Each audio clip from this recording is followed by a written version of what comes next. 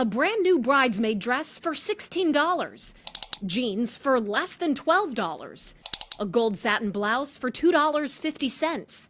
All on Shein, a Chinese online fast fashion retailer. Founded in 2008, Shein is now worth about $66 billion, according to the Wall Street Journal. I have a Shein clothing haul for you guys. Heavily advertised on social media and influencer hauls. So today we have another giant Shein haul. Often on YouTube or TikTok, users with a large following record themselves opening their orders, often garnering hundreds of thousands of views. Now, the company has caught the attention of another audience on Capitol Hill. In 2021, Congress passed a law called the Uyghur Forced Labor Prevention Act. It's meant to block goods from coming into the U.S. that come from this region of China, the Xinjiang Uyghur Autonomous Region, where the U.S. State Department says genocide and crimes against humanity are ongoing. This United Nations report says evidence like testimonies of victims makes it reasonable to conclude forced labor of Uyghurs and other ethnic minorities has been occurring in Xinjiang, which China has long denied. 2 lab tests conducted for Bloomberg News last year confirmed garments shipped to the U.S. by Shein were made with cotton from Xinjiang. Shein told us they could not speak to those results, but said they comply with trade laws and, quote, "We have zero tolerance for forced labor and no contract manufacturers in the Xinjiang region. We have implemented a robust system to support UFLPA compliance, which includes a code of conduct, independent audits, robust tracing technology, and third-party testing." Chapin Fei, executive director of the group shut down Shein, calls their statements window dressing. They are making very little effort to address any of the current concerns that we and now the federal government have been raising. Uyghur genocide is a horror Rushian Abbas confronts each day. My people are being used as slaves. She left Xinjiang for the U.S. in 1989.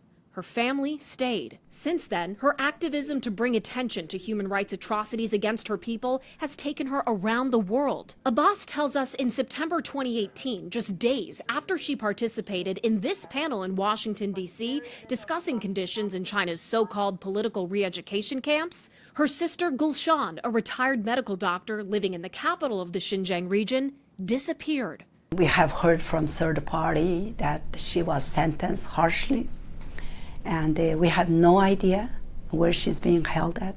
Chinese government is making this genocide a profitable venture for the CCP, for the Chinese government. How would products allegedly made with fabric from Xinjiang make it into the U.S. despite the 2021 law meant to prevent this? The U.S.-China Economic and Security Review Commission and the House Select Committee on the CCP say Shein and its competitor Temu, founded just last year, exploit trade de minimis import exemptions, a trade loophole that means shipments worth less than $800 are not subject to import tax or inspection if they're for an individual. Under Shein's terms and conditions, customers authorize Shein to import the products under their name. And federal legislation to protect America from importing goods made with slave labor put the legal responsibility to prove that you are not importing goods with slave labor, made with slave labor, on the importer record, which Shein claims it is not. It claims that the U.S. consumer is. Republican Congressman Mike Gallagher and Democratic Congressman Raja Krishnamurthy,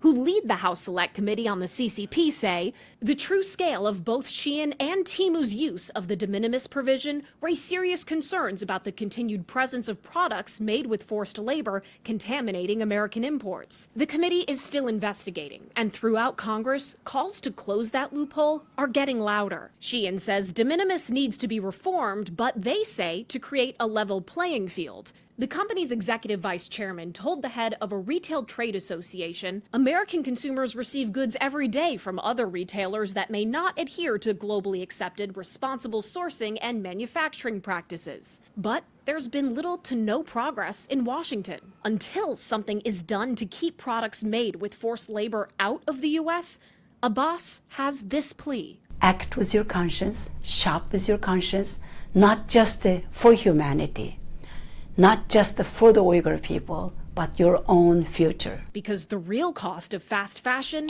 may be far too high. In Washington, I'm Atrel Nashar reporting for Spotlight on America.